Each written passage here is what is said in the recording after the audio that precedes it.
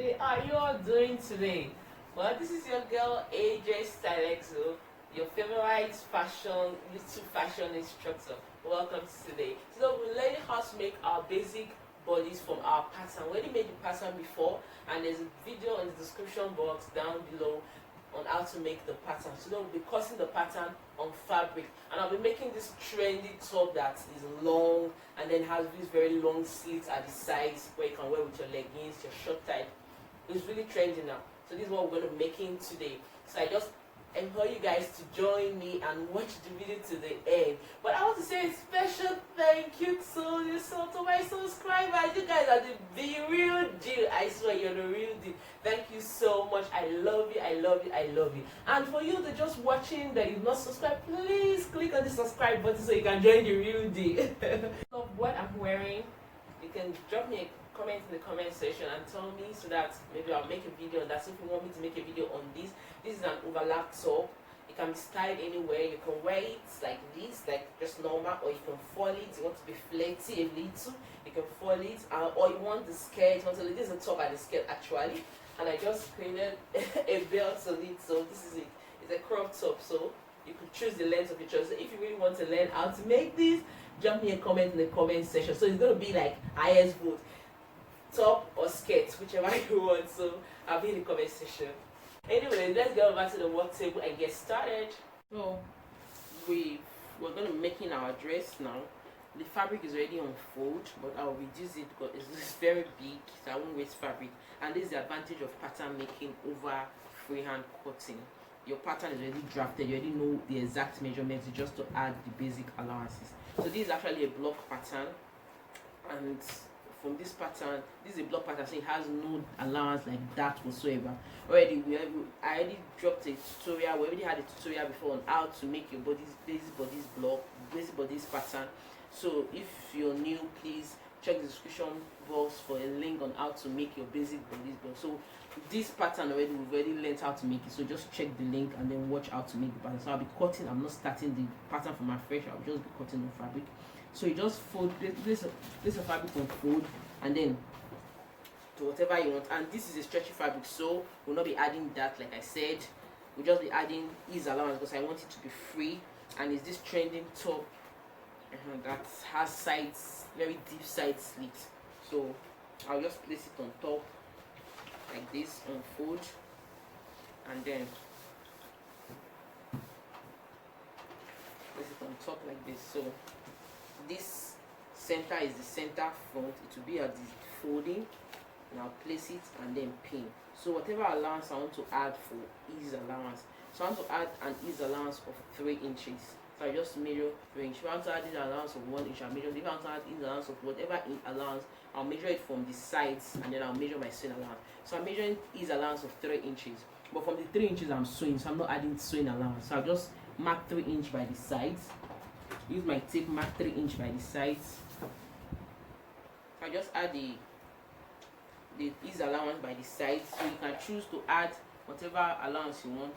So I said 3 inches, but this is 2, so I still need to open it up more again.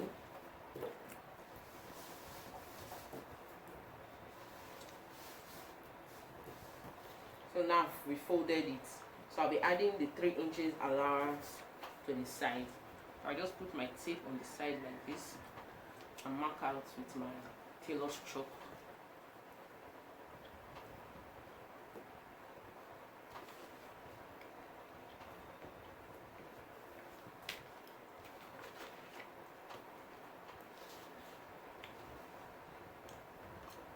Because of the color of the fabric, the lines are not so visible, but this is it. So just join these lines together, these points together. This is it. And I want, like this got a blouse now. This blouse is 24, but I want the blouse to be as long as 30 inches because it's something I'll be wearing with leggings or something. Okay, let me just say 29 inches, not bad. So I'll mark out 29 inches. This is 29 inches. I can just roll it.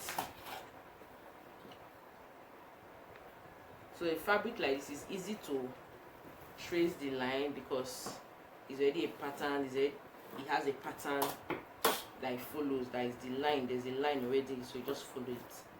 Just mark it out and then follow it. For fabric like this, but for a fabric that doesn't have lines like this, just make sure you measure all through and then get exact measurement. So I'm doing 29 for blouse length, but I want the size now to be curved to at least some few inch below my waist. So I'll just measure whatever I want. So this is my blouse length. My normal waist, my normal shoulder to hip is 20, 24. It's not even up to 24. So let me just say, okay, this is 24 now. Then I'll, from this side now, let me measure 4 inch. Or let me do 5 inches. So 5 inch. So from this mark, I'll mark this 5 inch also on the sides. This new allowance now.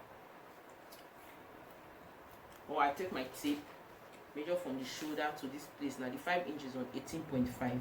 So I just place it on this new allowance to 18.5. So this is where the slit will start at the side. Then already I've marked the hem, I've marked the sides. I'll join it. Then the armhole, I'll draw this armhole. I can cut it out with this armhole. Let me just pin the paper to the fabric so it doesn't move away when I'm cutting. Okay, good. So this is it. So there's a line here now, though my chalk is a blue chalk, but it's not so visible. There's a line here, and then there's a line at the side that is showing that I measured from here to 3 inches. So you choose whatever you want. So what I want to do now is from this center now, I want to mark out 4 inch.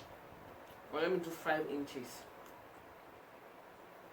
Then from this 5 inches, I will curve here to this 18.5 will mark from the shoulder. So I want the hem of my blouse to be curved like this. So I'm curving it to this 18.5. So I just create a curve, either with my free hand, or you can use your French curve if you want. Or if you have a pattern master, you can make do with your pattern master. So I'll just create a curve and cover the hem of my blouse. So this is it. So I'll cut it. You see how I cut it. This is the front. Forget this is the front pattern. So when you're cutting the back, you cut the back the same way. So I'll use the front pattern to cut the back. But let me just cut the front so that you see. So I'm following the line. So at least from the cutting, you should see the way I drew the line already. So there is curving.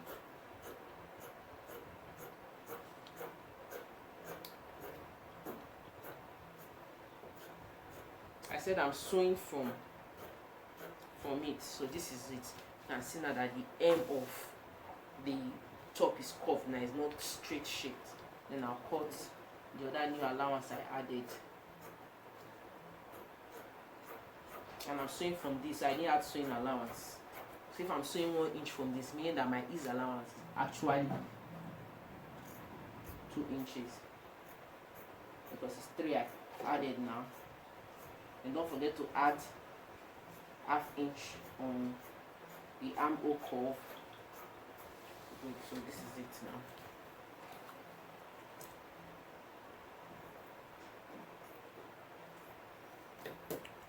Because when you're cutting, try to use a very sharp scissors so you don't get rough edges like this.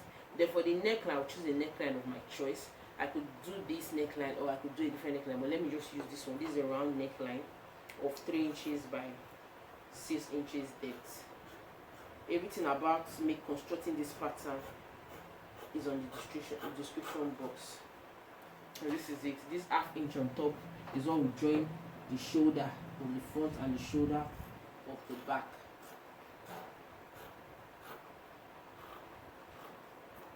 Okay, this is it. So I'll use this now. I'll place this on the fabric again to cut my back pattern. So this is my front pattern placed on the fabric again on fold, because I want to cut my back.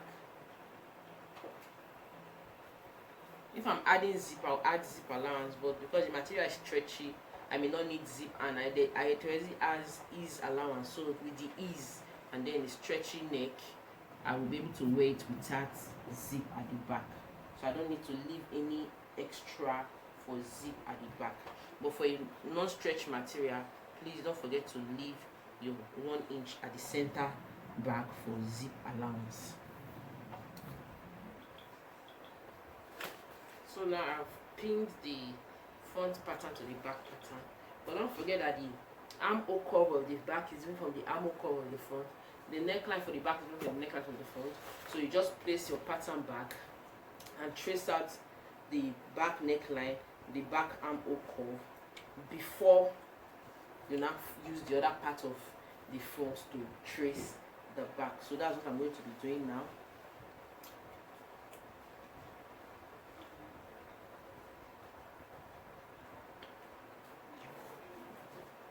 I'll just use this to trace the neckline.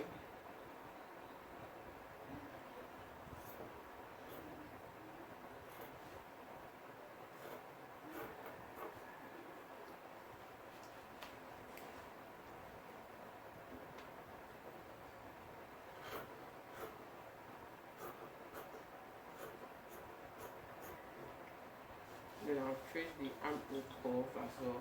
So I'll just cut it around and then follow the front pattern and cut.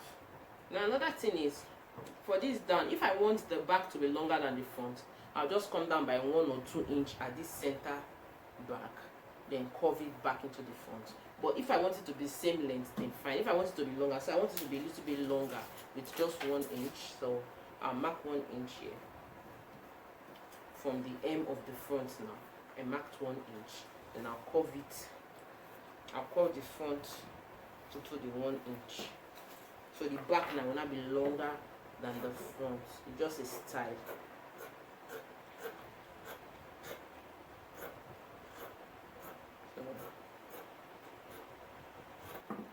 So I've placed my fabric still on fold, and now I've placed my sleeve pattern on it. That tutorial I said I made on how to make your bodies, how to make your sleeve, is also in the tutorial. So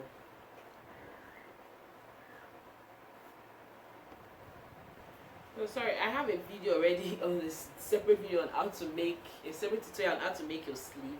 So you just check in the description box for the 2 tutorials on how to make your bodies and how to make your sleeve. So you place your pattern, your sleeve pattern now on, and in the tutorial I explained that the front and the back sleeve pattern is different, just the way the front and the back armhole of our bodice is different. So but we're cutting with the back side, then we're now reshaping into the front sleeve. But in this case, I want the sleeve of this top to be short, let's say 9 inches, and this is 12. So I'll just measure from here to 9. I'll rule the line, but I don't want it to be as long as 12. I want to add a turn up on this, so I'll fold it. So you see the reason why pattern drafting is beautiful. You can always change it to suit whatever you want. So I'll just fold it and then cut. I don't need to remeasure or do anything, just fold. So this is what I'll be cutting out. Then in case maybe you're just turning the hem of the sleeve, you add the hemming allowance, but I'll be cutting a separate fabric to make a turn-up sleeve. So just watch this video to the end to see how I'm going to do it, how to make a turn-up sleeve for any dress you're making. So I'll just be sewing 1/2 inch out of this length to make a turn-up sleeve. So you can add the 1/2 inch if you want. Then don't forget to add your sewing allowance by the side, whatever inch. I like to sew my sleeve with 1/2 inch, and then so I've cut this out. Now I can straighten my pattern and keep my pattern. Okay, I'm not keeping it yet. So this is the armhole of a back pattern. So I'll just open it up, then open my pattern as well, then reshaping the back armhole. If you see now, you see that the back armhole. So if you can see now, you see that this sleeve has same shape with this side. Then this is the front sleeve. You can see now that it's not shaping. So now open it up now and reshaping it. imagine that we cut this sleeve following this. How do we now add this part up? So that's why we cut it with the part that is higher, then we shape it to the lower part. So I'm just reshaping this to the lower part. But before I do this, so that I'll be sure that my two fronts will be correct and my two backs will be correct, I'll first use this pattern now to cut the second sleeve. So after cutting the second sleeve, you see what I'll do. So I've cut my two sleeves now. So I'll just open it up like this. This is the right side facing me. Then the right side of the other sleeve, I'll use it facing this one.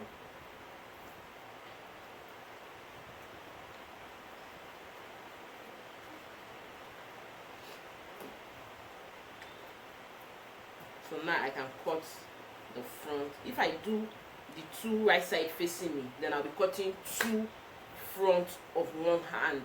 But like this now, this will serve as left hand, this will serve as right hand. The front for left hand, the front for right hand. But if both of them was turned the other way around, both of them now will either be front for left hand or front for right hand, but to be front for one side and you cannot use it. And the sleeve, the armhole is supposed to be different. So now I place them together facing each other. Then I'll just open up my sleeve pattern. Don't forget we added ½ inch, so we have to place it in that way. So this is it. So now we'll be shaping this part.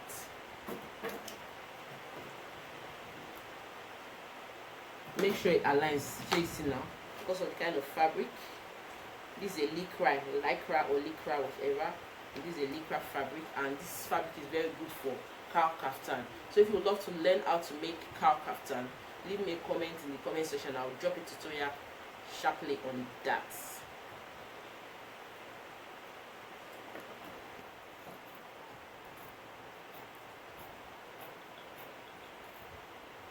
Okay, see, so I'm stopping it right at the apex of the sleeve. So this is it. So now the front is curved in while the back is curved out. It will fit perfectly into the front and back armhole. So this is now one now will serve as the left hand, one will serve as the right hand sleeve. So you just fold it into two, both of them into two. Make sure it's equal.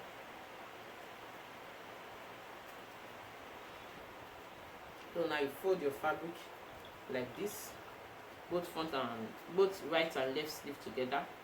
Then this highest points now, just give it a notch so that you know the part now you're placing on the shoulder. So later you see what we're using this notch for. So now I'm going to over to my sewing machine to join the sides of my. So before I go to the sewing machine, I want to cut the material I'll be using for the turn-up. So whatever fabric I'm using for the turn-up, whatever width, I'm just showing you, but I'll cut it out. I'll make sure before I sew this sleeve, the length, the roundness of the fabric I'm using for the turn-up is the same roundness of sleeve, because the turn-up is going to enter this roundness. So that I just need to show you. Then I'll cut whatever length I need for the turn-up. So any length I'm cutting, don't forget it to be folded into two. So this length, if I'm cutting 2 inches, meaning I'm cutting 4. The exact I'll be cutting will be 4. By the time I fold into 2, it will be 2. But this roundness should be same roundness of your sleeve. So that is just it. So if you want to know, if you want to turn your neck, though I'll be using bias to turn this neck. But if you want to know how to turn, if you want to turn your neck with facing, you just place your fabric on fold like you're cutting another top. Then you place the part you're cutting facing for, either the back or the front. You place the neck like this. This is the neck of the front now. This is the full fabric what I'm using for the facing. Just follow the neckline. Cut it out. So I will not be using facing. I want to turn the neck with bias. Then you measure the shoulder that is left. Take ½ inch. So this is 5 inches the shoulder. Half is 2 1/2. So you can just use your chalk, mark 2 1/2, and then take your main fabric arc. So this is the neckline. Right down here, you mark 3 inches. Then you connect the 3 inches to the 2 1/2. So this is how to make facing for any type of dress.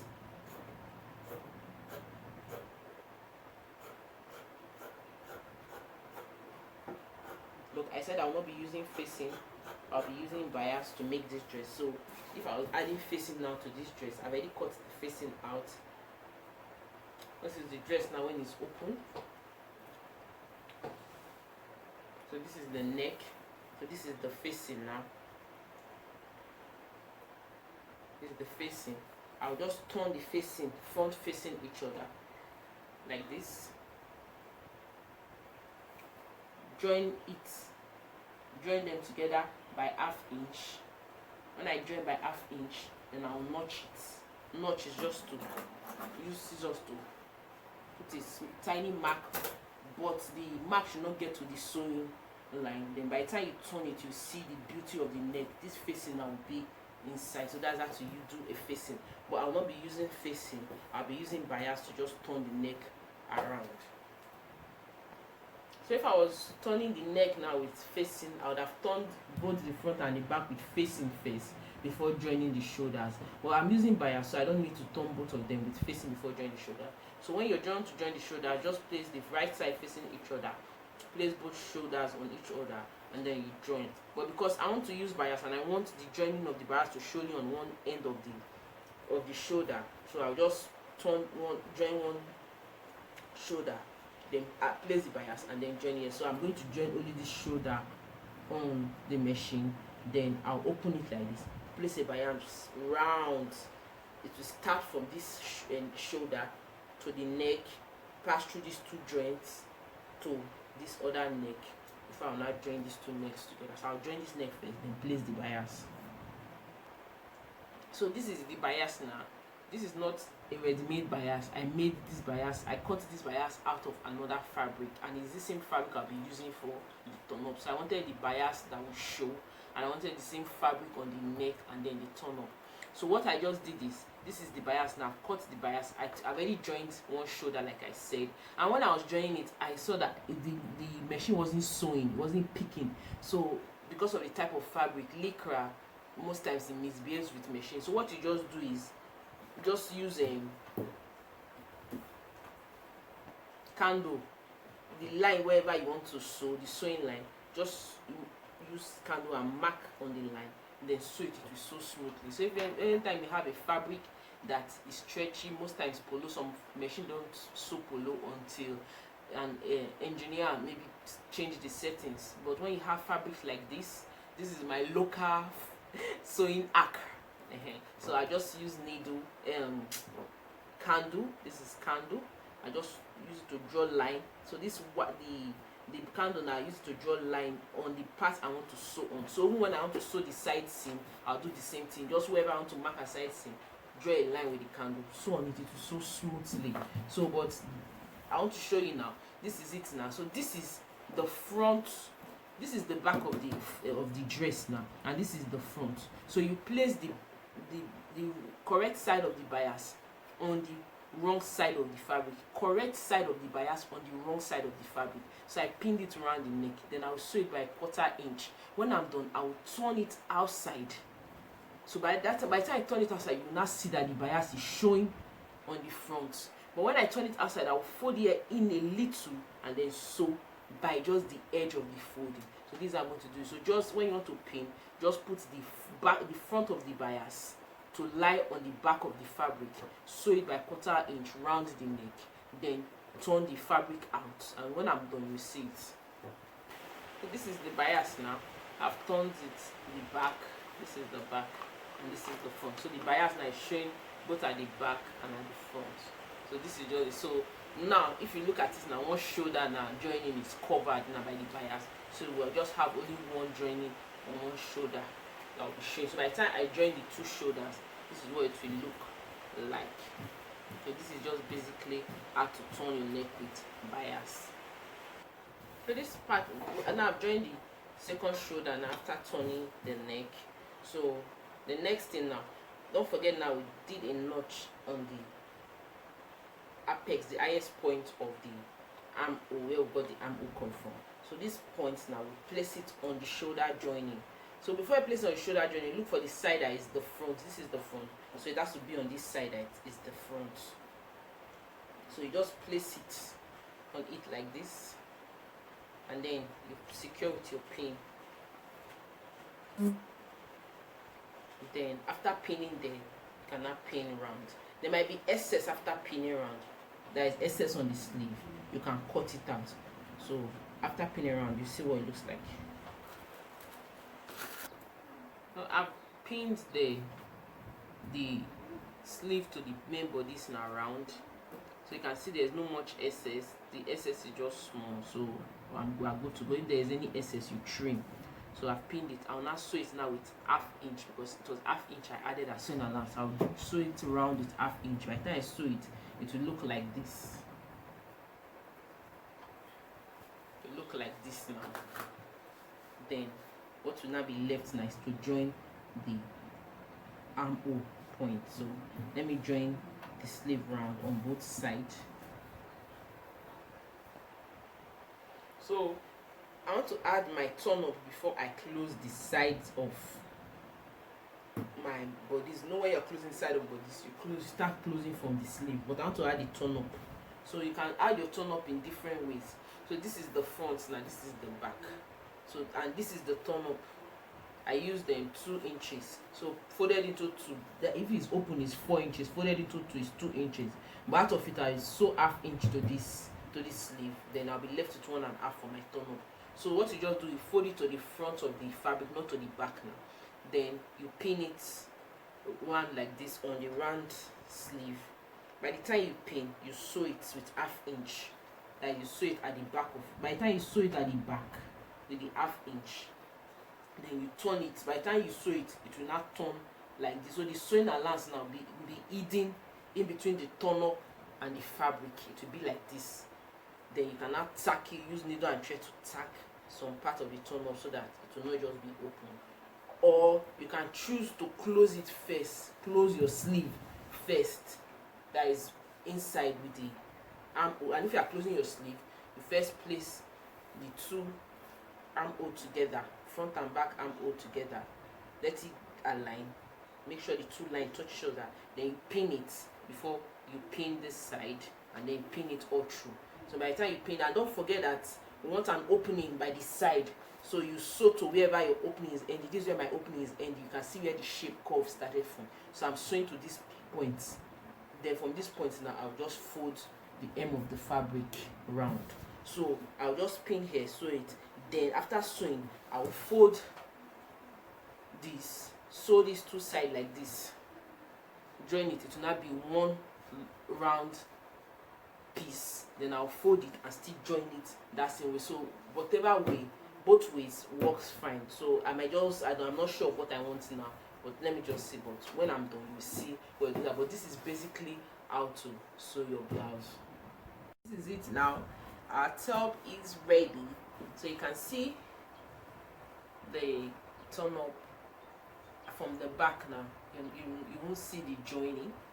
So I'll turn it now. Then this is the hem where I did the curve design. I just folded the end. So let's turn it now to the front. So you can see the neck bias. I used a leather fabric, and the same fabric now I use for the turn up now. So see the turn up. So you just turn up like this. So by the time I give the old dress a very good press, you see how smooth and fine it is. But I already pressed the turn up, so with the pressing iron, and you can see it. So you see the turn up. So maybe to avoid the turn up raising up, I could just tack it on different points. So you can see now that the joining is inside here. Then the turn up covers the joining. So you can just take it to your weaving machine with the inside. But the joining covers the turn up covers the joining of the turn up band. And so if you are using the same fabric, still use the same process. So this is just about it. This is how to get to your turn up. This is on both sleeves. So I wear this, and then you see how it is. And don't forget to share the video, and then give it a thumbs up. Give it a thumbs up if you like the video. Share with your friends, and if you're watching, you've not clicked on the red button, please click on the red button to subscribe. So this is my top. I'm going to wear it and see how you can rock it to your leggings, your trouser, whatever way you want to rock it. This is it. This is the way it looks like. You can use it with a leggings, a trouser, your skirt, whatever. But this is the trending top that most girls use: short, tight, or long leggings or tights to wear.